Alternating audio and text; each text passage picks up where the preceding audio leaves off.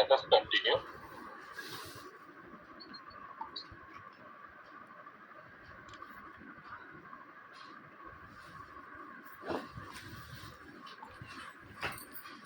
Yes, Hemant, you are going to tell me how many classes we have taken till now?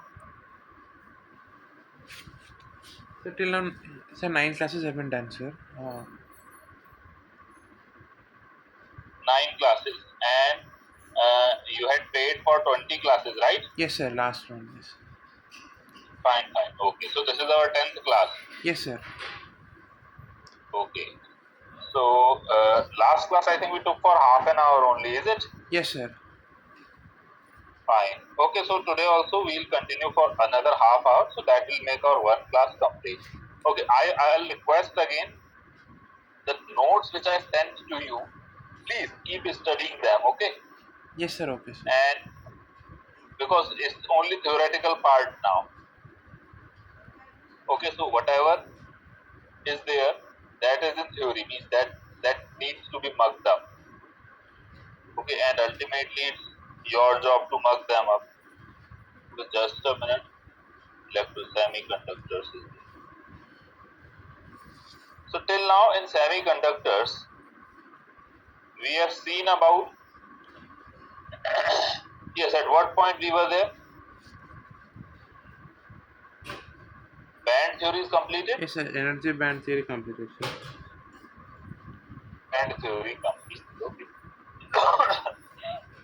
Next topic I think is forbidden energy gap. Forbidden energy gap. Okay. Now, what is forbidden energy gap, people? Forbidden energy gap is actually the difference of energy between the electrons of valence band and conduction band. Okay. See, all these bands, imaginary bands we are talking about, they are nothing but levels of energy. Levels of energy. Okay. We know that the electron which can conduct is only in the last shell of an atom, right? Hello? Yes, right? Yes, sir. So, electron is in the last shell of the atom that can conduct. But each and every atom, electron of valence shell, they cannot conduct. It is also known to us only one or a few electrons will be there, because as soon as one electron left, it will make the atom positively charged. Now that positively charged atom will attract new electrons. Okay, so that's why to break further electrons is not possible. To break further electrons is not possible. So, valence band contains all those electrons which are there in valence shell, means last shell of the atom. Okay. So, these electrons have some energy, they have some vibration, but if more energy we will provide to them, they will start vibrating. At one point, they will start leaving their parent atom. Now, they can conduct. So, how much more energy we should provide to them? That corresponds to this energy gap. Okay? Means when an electron will be able to conduct, like semiconductor is there. If I will provide it 10 joule of energy, electron will vibrate, but it cannot conduct. For conduction, I need to break that electron free. And for freeing that electron, I need to provide some more energy. That is nothing but forbidden energy gap. It is named as forbidden energy gap. So if we draw the energy levels of all of these electrons, means how much energy they are possessing in electron volts, then such a diagram which is shown here, it can be drawn. Okay. Valence band is there. They have very less energy. Means to break free, we need to provide very large energy. Easy represents forbidden energy gap. Okay. And then after forbidden energy gap, there is conduction band. Okay. Now, conduction band has some minimum energy and valence band has some maximum energy. Subtract both of them means minimum energy of conduction band and maximum energy of valence band. Subtract them, the energy difference will be called the forbidden energy gap. So it is the energy gap between conduction and valence band where no free electrons can exist. Means either electron will conduct or electron will be in valence band, it will not conduct. It cannot stay in the in between region. So that is called forbidden energy gap. Okay. Take it down, draw this diagram. Sir, taken down, sir. Taken down. Now, next point. The width of forbidden energy gap depends upon the nature of substance. What kind of substance we are using, silicon or germanium, or what kind of impurity we are adding to it. Okay. So that depends on forbidden energy gap. Next point, if the width of forbidden energy gap is very large, means it is more than the valence electrons, then it means that electrons are strongly attached with the nucleus. The object will not conduct. It will be a bad conductor of electricity. It will be a bad conductor of electricity. Okay.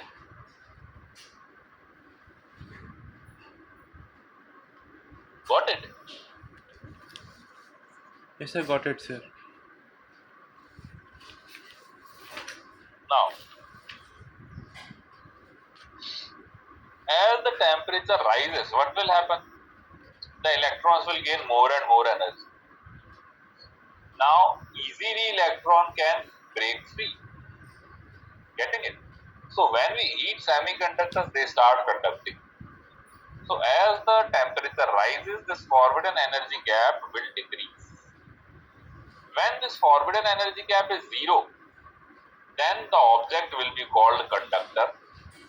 If it is very large means greater than 3 electrons, then it is insulator. And when it is less than 3 electron volt energy gap, then it is semiconductors. Take it down.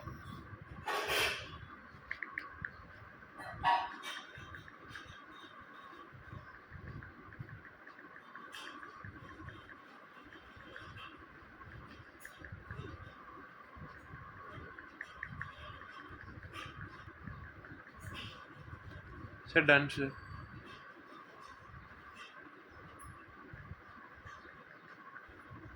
Done. Next is classification of semiconductors on basis of structure. Means what is the structure of lattice? Structure of lattice means how are the electrons arranged in the last shell of semiconductor. Okay. So first one is intrinsic semiconductor and another one is extrinsic semiconductor. Intrinsic semiconductor. So intrinsic semiconductor is purest form of semiconductor, like silicon is there or germanium is there. Okay. They have diamond-like lattice. Okay. Now silicon. What is the valency of silicon, Hemant? Can you tell me? Sir, 2 we can send, sir. Its atomic number is what? 14, is it? Yes, sir.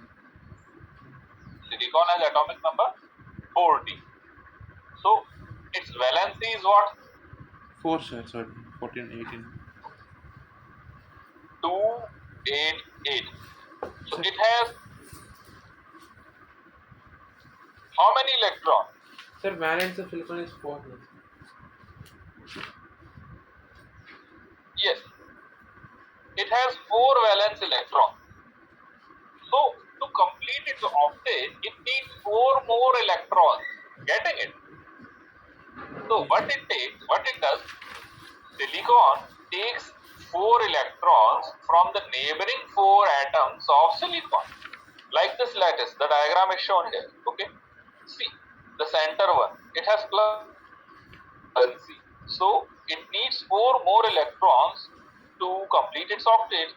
So what will happen? It will take one electron each from four neighboring silicon atoms.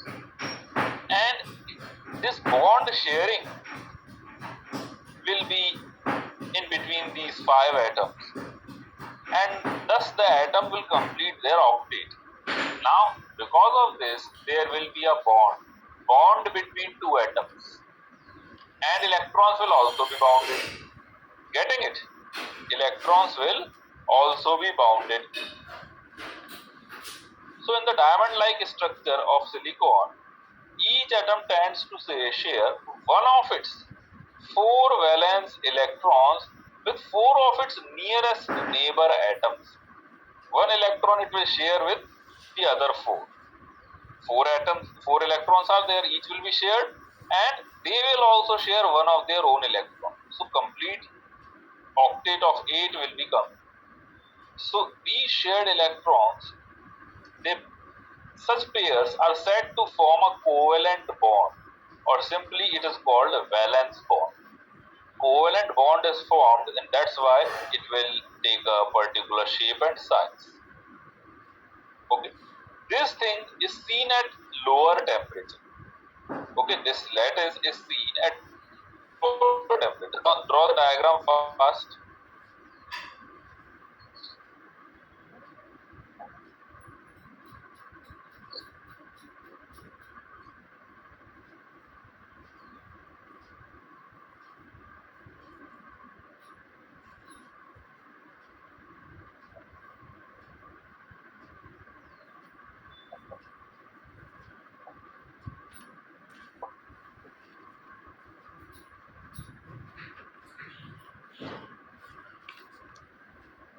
Sir, done, sir. Then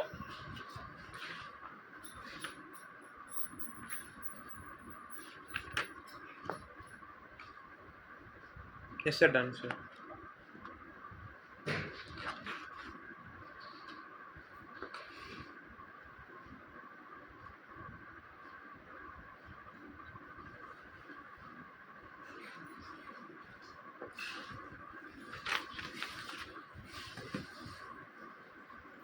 now,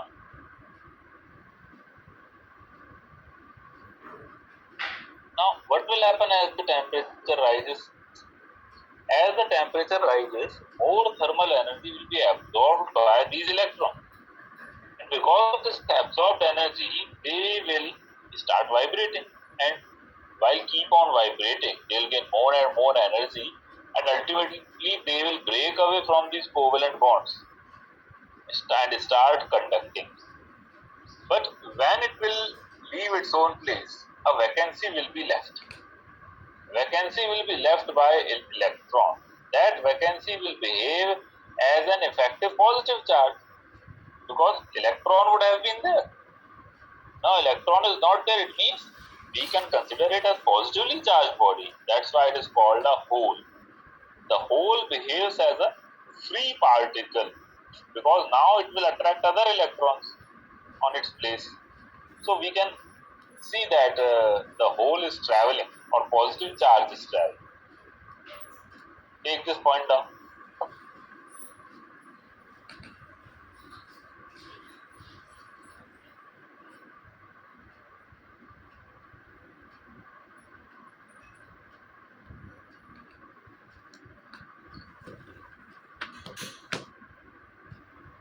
Sir, done, sir. Then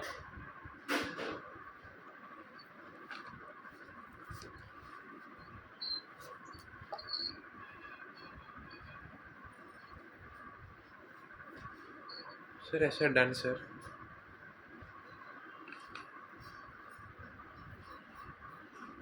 next. Now in intrinsic semiconductor, number of free electrons is we write it as Ne, and equal to number of holes. Why? Because when each electron will leave its place, it will create a hole automatically. So number of electrons will be equal to number of holes. Ne equals to NH equals to Ni.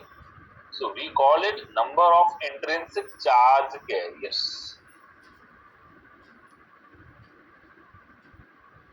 Getting it?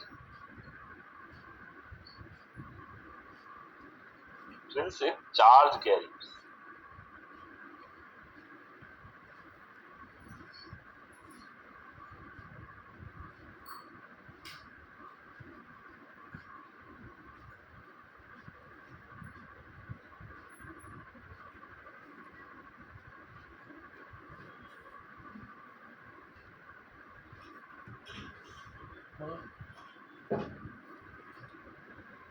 So done, sir. Done. Now, because of this charge, electrons and holes, now we can clearly see that the total current will be given by the flow of electrons as well as these holes. Okay. Now we have two charges. So total current will be sum of the electron current and hole current. Got it?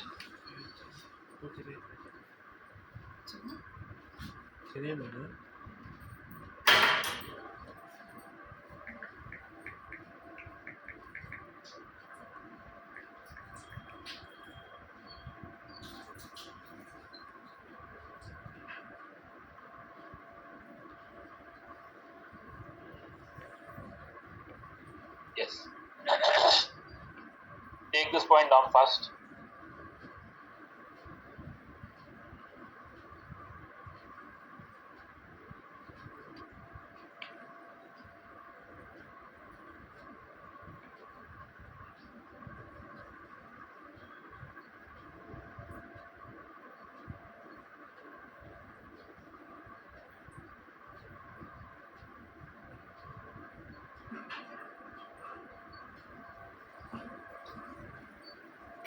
So done, sir.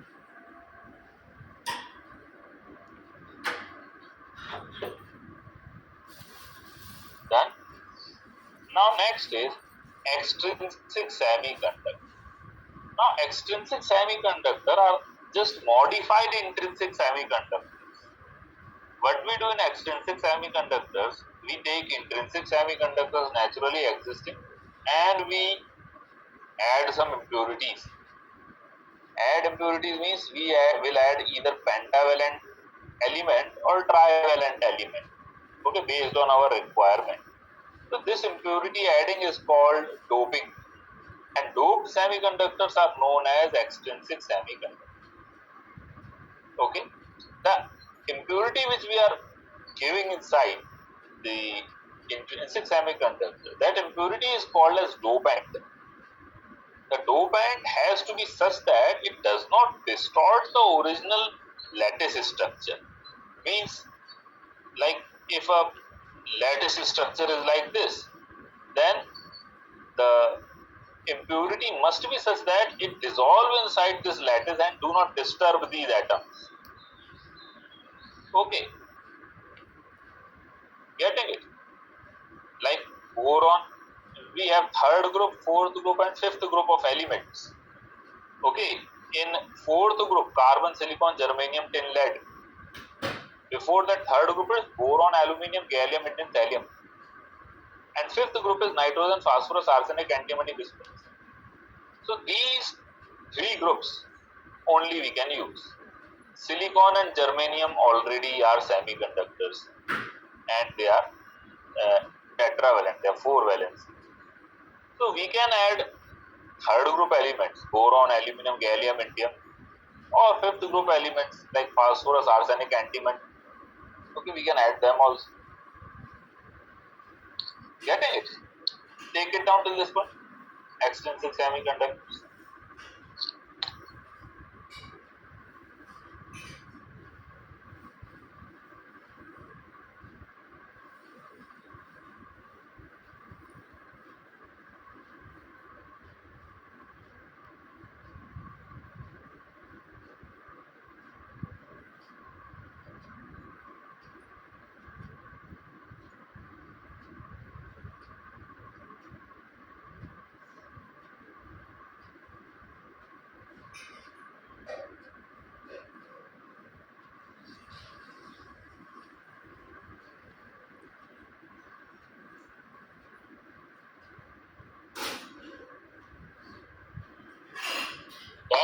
Done, sir.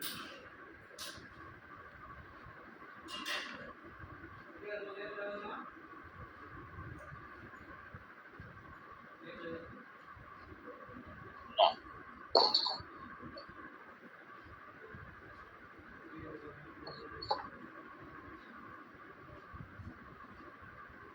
so we use either third group element or fifth group element. Pentavalent, which have 5 valency, and trivalent, which have 3 valency.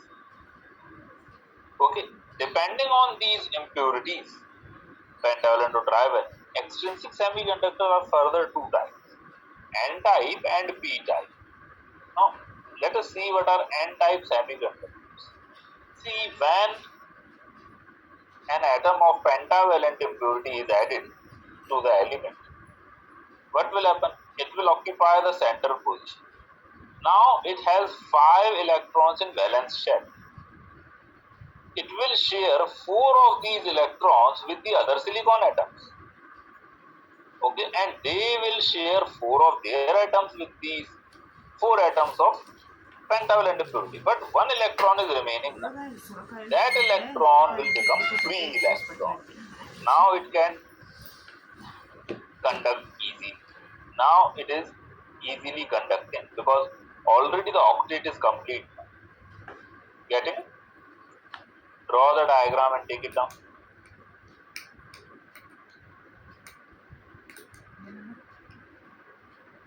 You're done, sir. Done?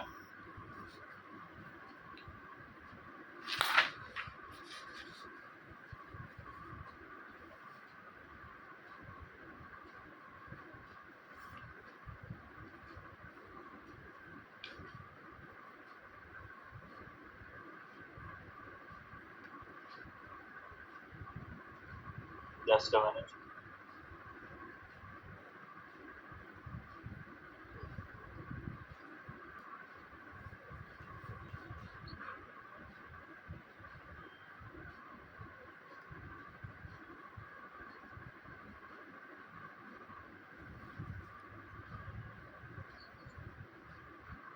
Okay. Now, so what will happen? The pentavalent dopant is donating 1 extra electron for conduction and hence it is known as donor impurity. In a doped semiconductor of this type, total number of conductor electrons is due to the donor impurity, while the number of holes was from original intrinsic semiconductor. Getting it? The number of holes was from intrinsic source only, and because of recombination with free electrons, the number of holes will be further reduced now. Earlier in intrinsic semiconductors, number of electrons and number of holes were equal in number. But now, because of extra presence of extra free electrons, these free electrons will occupy the space of holes. Okay. So holes will decrease and free electrons will increase. It means what? It means the major conduction is done because of transfer of electrons only, because holes are very less in number. So electrons are majority charge carriers and holes are minority charge carriers in N-type semiconductors. That's why they are called N-type, means negative type semiconductors. The charge carrier, majority charge carrier here is a negative one.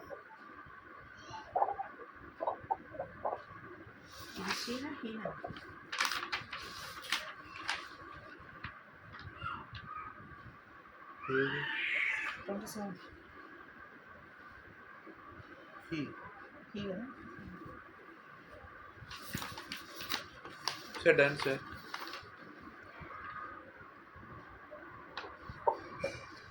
Done?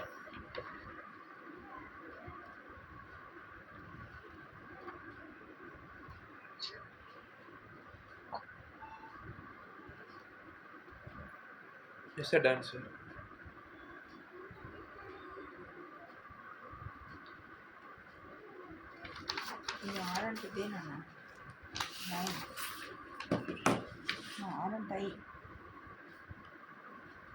So this was N-type semiconductor.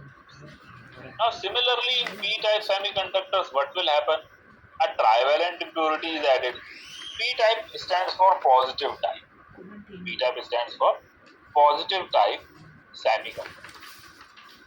Okay. Now in positive type semiconductor, the major charge carrier is hole. Why? Because when we add trivalent impurity, it will share only 3 electrons with the neighboring 4 electrons. Now 1 electron is not shared because it was not there. See, the element is the doped extrinsic semiconductor is not negatively charged or positively charged. It is still neutral, but it is having 3 electrons or free holes. That's it. It is not positively charged.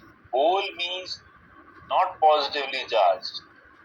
Hole means just vacancy of electron is there. It does not mean it is negatively charged. That vacancy is because of lattice structure, not because of charge share. Got it, even? So with 3 electrons, other 3 electrons will be shared and 1 electron space will remain empty. Okay? 1 electron space will remain empty.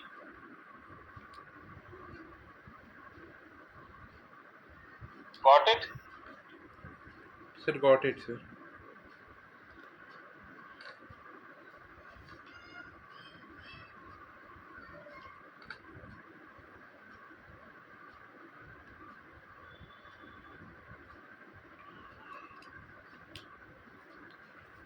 Sir, done, sir. Then Yes, sir, done, sir.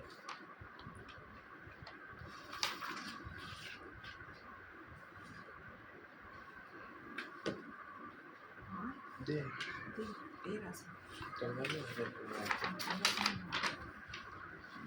Done, sir.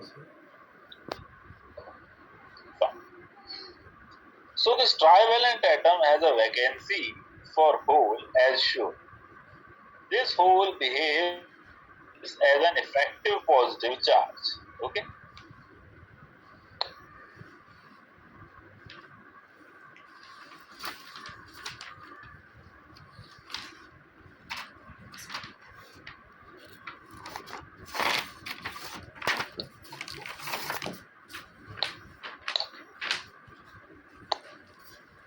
Sir, done, sir.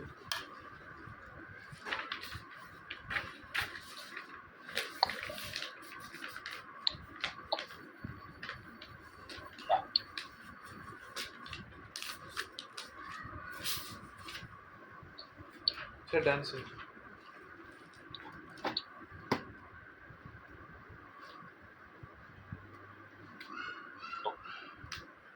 So here what is happening? Here what is happening?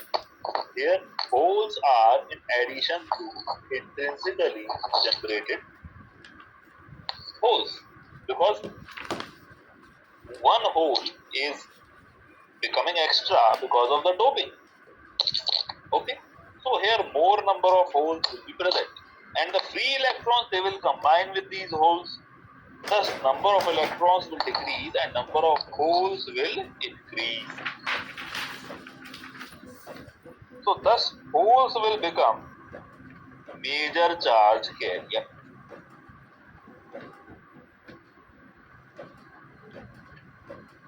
Okay, next is mass action law. Until this point, Sir, taken, sir.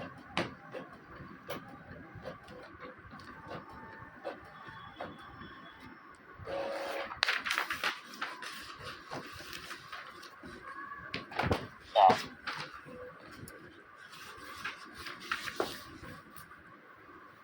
see this carefully.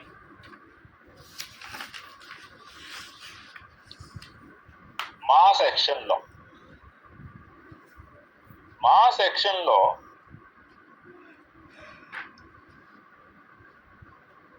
is nothing but in mass action law, a doped semiconductor number density of electron in conduction band and number density of holes in valence band and the number density of electrons in conduction band or holes in valence band in a pure semiconductor are related as Ne into Nh equals to Ni square. This is called mass action law. Ne into Nh equals to Ni square. Getting it? It states that the product of number of electrons in conduction band, number of holes in valence band is constant at a fixed temperature and is independent of amount of donor or acceptor impurity. Getting it? Take it down. Just remember this Ne into Nh equals to Ni square. Ni is what? Intrinsic charge carrier concentration. Ne is what? Number of electrons in conduction band and number of holes in valence band.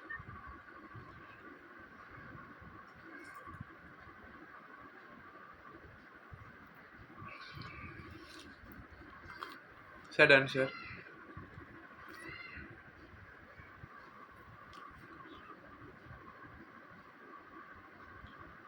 Done? Yes, sir, done, sir. Fine.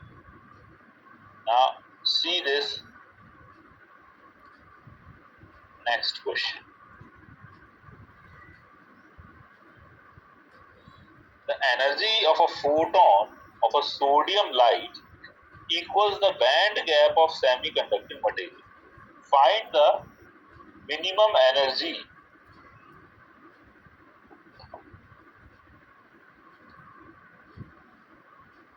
Okay, try solving it. I am coming in a minute.